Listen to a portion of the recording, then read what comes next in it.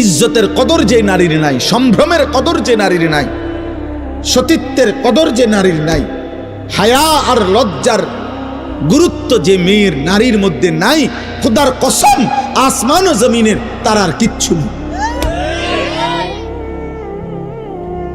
আল্লাহ তাআলা পুরুষের শরীরে পরিশ্রম করার অতিরিক্ত যোগ্যতা আল্লাহ সৃষ্টিগতভাবে পুরুষের শরীরে দিয়েছেন, আর লজ্জা শরমের অতিরিক্ত যোগ্যতা সৃষ্টিগতভাবে আল্লাহ নারীর শরীরে দিয়েছেন।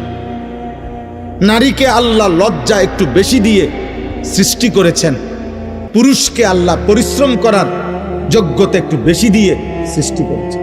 এই জন্য পুরুষকে বলছেন বাহির সামলাও, নারীকে বলছেন ঘর সামলাও।